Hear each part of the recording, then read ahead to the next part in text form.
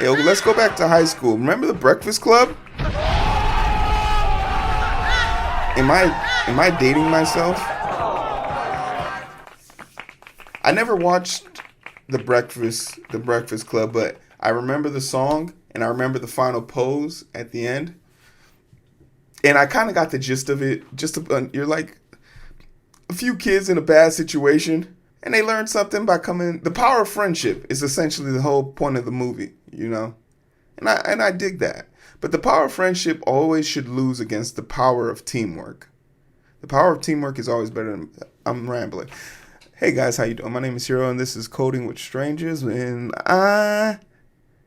don't you forget about me. Bing. Don't. It's a great song. And the remix by Yellow Card, Chef's Kiss. Go look it up on YouTube, kids. I want to talk about working for the man. Working for the man has to be one of the most doom and gloom situations. But we all talk about wanting to work for man. Working for the big FANG, Fang. I think there's two A's in that for the two A companies. Not sure. I always forget. Amazon is someone else. But we want to talk about Amazon today. And you remember yesterday I was looking for a paywall remover. Someone was so generous to provide one for me. So thank you for that. But working for these companies indirectly go against a lot of the things that will probably make you happy. The level of freedom that you get, the responsibilities, and the daunting task of always knowing that you are just an expense report away from being cut from the list. I've told multiple stories about how these companies show zero restraint or regard for people who are working for them. From Amazon, where we know as fact that they have their in the field workers having to piss in bottles, and people in the warehouse having 15 minutes to run across 4 football fields worth of stuff, eat their food, get their food, take a break, rest, and before getting back out there. And all of these things leading to you being in points and not being able to meet or keep up with people. And it's just ridiculous to think that some frail old person could keep up in the picking line with someone like me. If it's being based on a workman's average, people get weeded out, and it becomes competitive by default.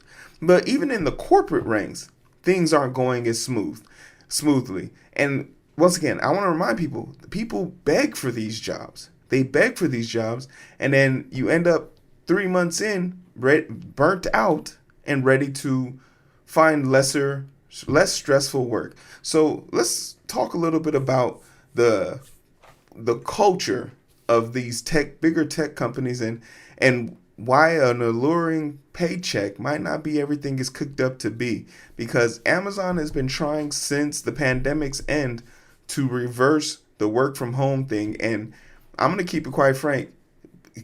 Don't give up the fight. Don't go back in. It's not your fault that they bought these $12 million a month rental properties because they want to see their worker bees in action. And middle managers are utterly proven useless when they are in charge of highly competent people. Could you imagine having a manager for someone like me? No, just give me the assignment. I don't need someone to watch me or check my work. That's what you pay me for. You pay me to be efficient. You paid this person because of an inside job. But it's not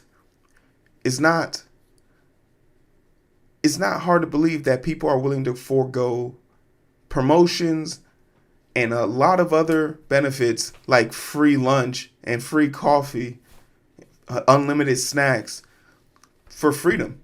It's kind of weird to hear a company say all of those things isn't worth your freedom anymore, right? It's super weird that that's their talking point. So let's learn why Amazon is starting to look more and more like high school, and we're all in detention. Amazon cracked down on coffee badging employees by tracking individual hours spent in the office. This is by Eugene Kim. Amazon told several teams to stay a minimum 2 to 6 hours per visit to comply with RTO policy. The new rule aims to stop coffee badging employees who briefly stop to satisfy the RTO mandate. Amazon workers have pushed back on RTO policy, with some finding ways to bypass the new mandate. Amazon is now monitoring the hours corporate employees spend in the office. This move is intended to crack down on people who are trying to skirt the company return to office policy. Business Insider has learned several teams across Amazon, including the retail and cloud computing units, were told in recent months that a minimum of 2 hours per visit is required to count as office attendance, according to multiple screenshots of internal Slack messages obtained by BI and people familiar with the matter. Some teams have been told to stay at least 6 hours per visit. Oh my goodness. So it's detention. That's literally it. 6 hours, that's in-school suspension. That's some bullshit. Who's in charge of Amazon? Son of a bitch. Who is that in charge over there? If you show up, you gotta go?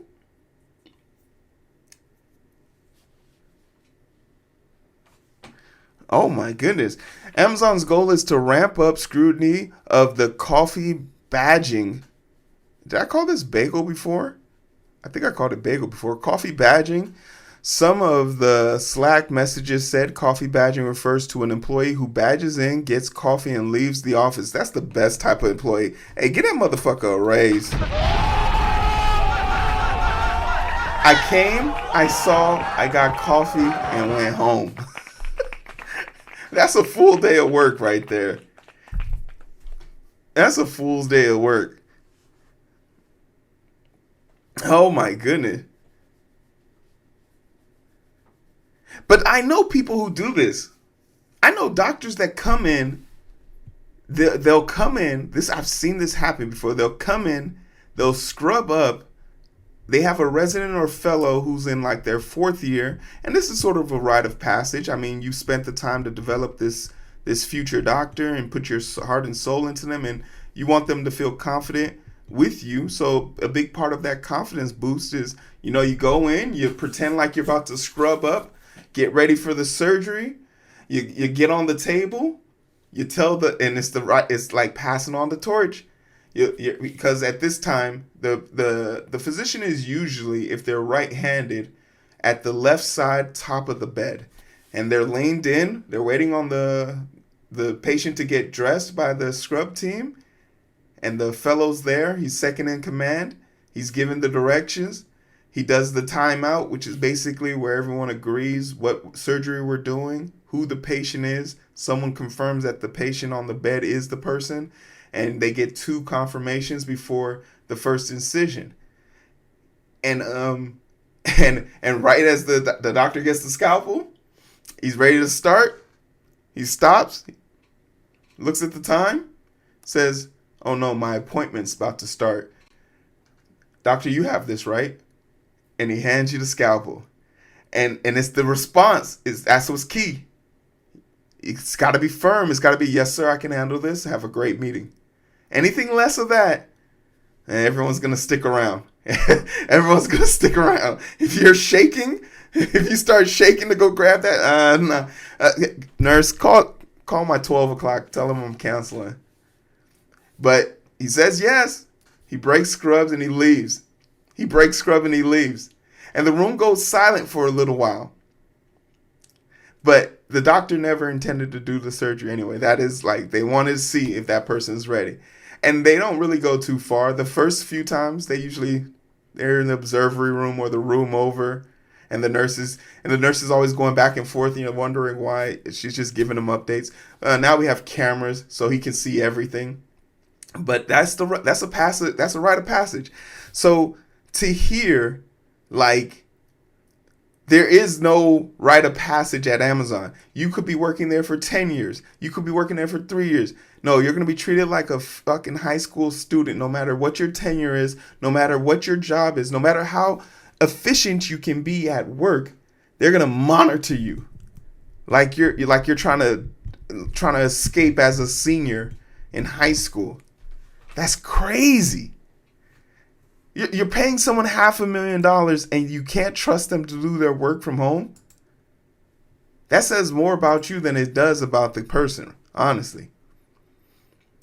Amazon started requiring office attendance for most corporate staffers 3 times a week last year, but didn't have a minimum hour obligation for each visit. The move is the latest point of tension in Amazon's long fight to bring employees back into the office since announcing its return to office plan early last year. Amazon has faced fierce pushback from employees, with roughly 30,000 people signing an internal petition. What a way to, you don't give a damn. Because let me give you guys some more insight. Nothing is anonymous at work. Oh, this is an anonymous HR thing. Is it mandatory? No. Okay, then I don't want to do it. It's never anonymous. It's never anonymous. Want to know how I know? Because I called my manager a dickhead. Specific words, dickhead. And even though I was telling the truth, I still got in trouble for it. So that just goes to show you, being honest isn't always the best thing. That's why I lie. You feel me? But for them to have an internal thing where people can sign, that means they just sign their name. So they're open and bold about that. But if you make fuck you money, you don't really care.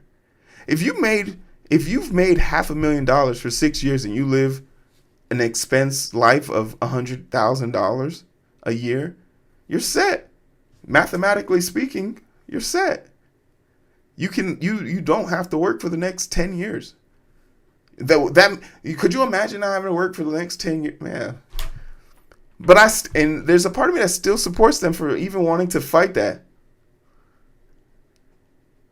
I'm still the person that there's a part of me that's still not mad at them for that. Policies. Amazon later doubled down. Get fucked by forcing some employees to move closer. Ooh, you bought a house in your favorite location, and you're still paying off the mortgage, and they made you move. They some assholes. These are the companies people are begging to work for, and I just don't see the lust for it. I'm not infatuated. To their team and blocking promotions of people who failed to comply, Amazon CEO Andy Jassy even warned non-compliant employees to leave the company. This is not a lawsuit waiting to happen. If I don't move back after you told me I could leave, I could lose my job. Way to put yourself out there. That's a lawsuit waiting to happen. In an email, Business Insider Margaret Callahan, an Amazon spokesperson, said company has started to speak directly to employees who haven't spent enough time in the office. Another lawsuit. You're separating people after not making. You didn't make a definitive. This is how you know, companies are really built off of luck and expendable cash, because they said it themselves. They didn't make it mandatory how much time you had to spend there.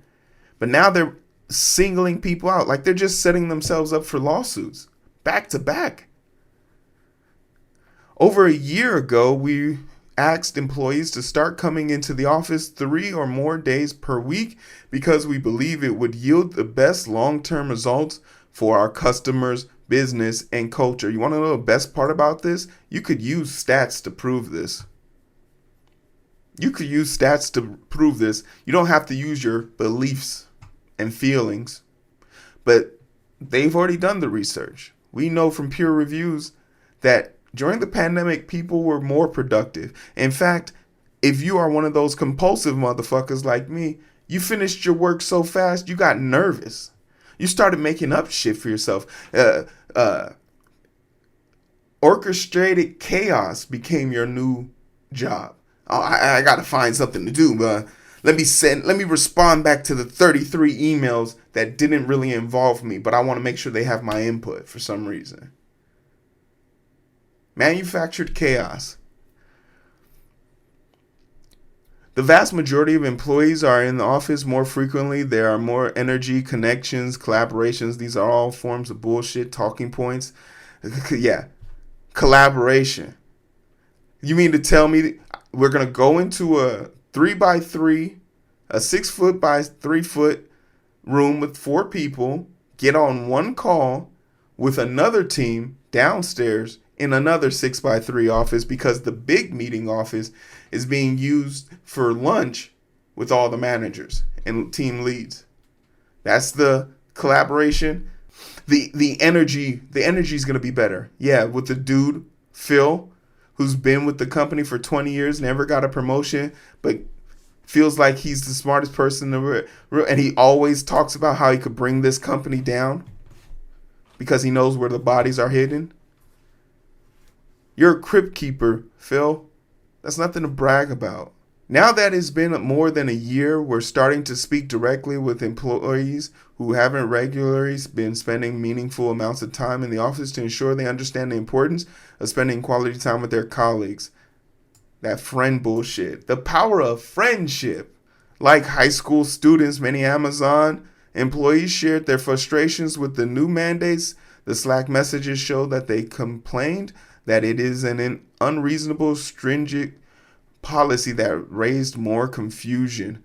One person questioned if badging in to eat lunch for 2 hours would count as a workday. Some wondered how exactly the hours could be tracked or if even legal to do so. Another person said Amazon motivation for this wasn't clear as the company never officially announced nor explained why it was doing it. This is fucking crazy. It's all just so not transparent. It's maddening. This person wrote in Slack. The lack of transparency will drive people insane. And I think it's by design. They want you to quit.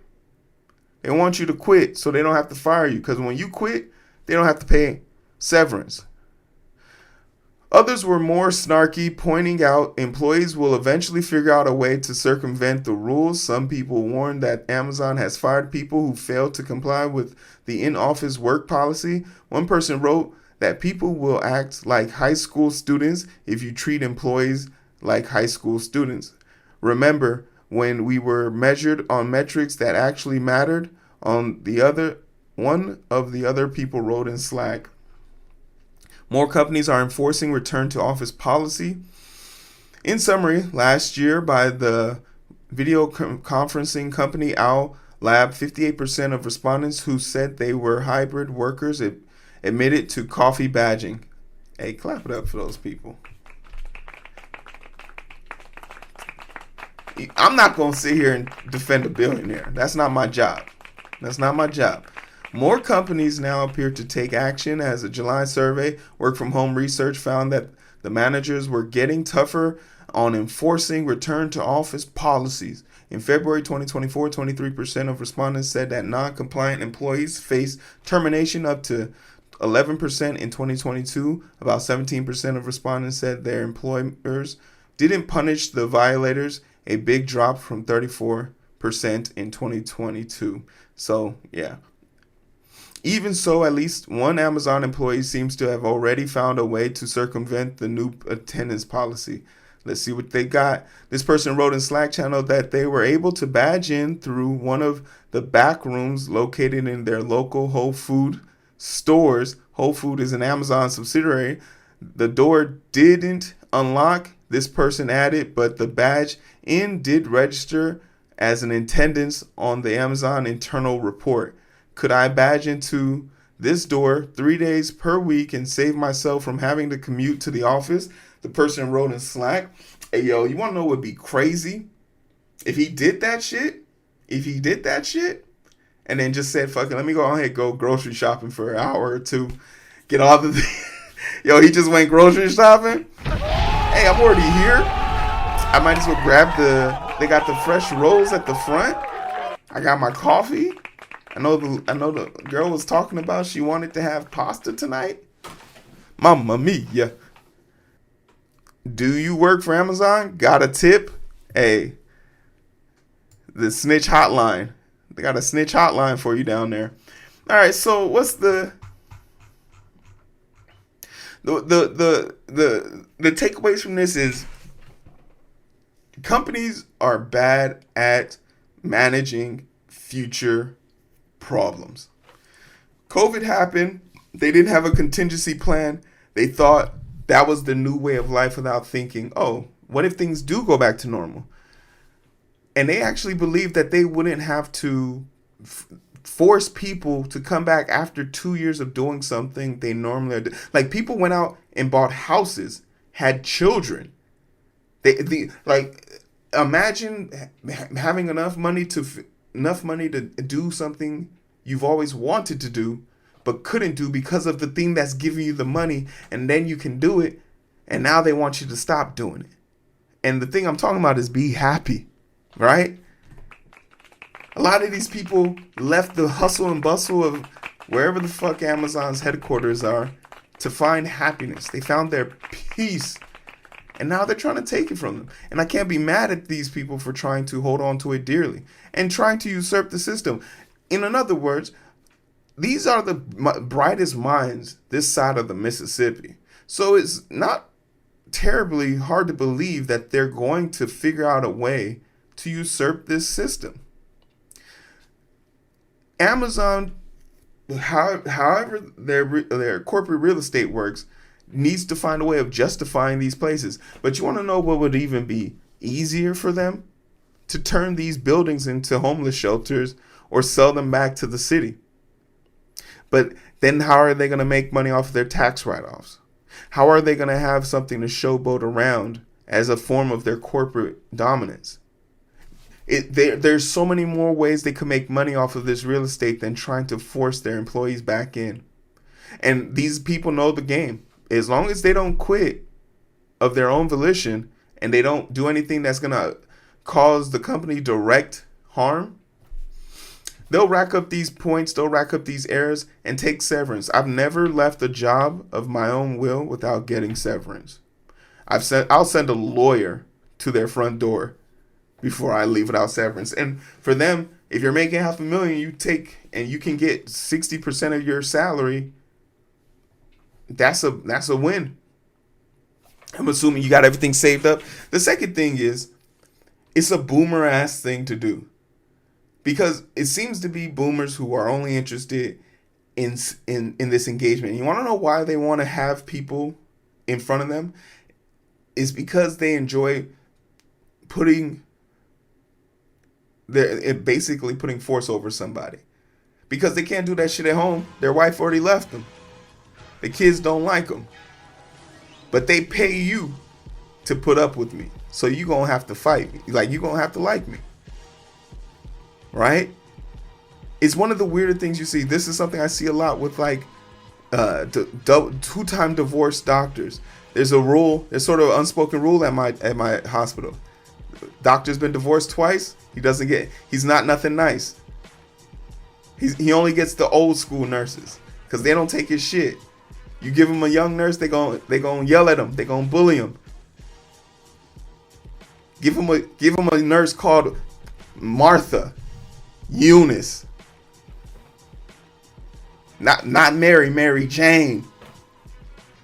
He can't do nothing to him. He be too pissed. He can't say shit. They remind him too much of his wife.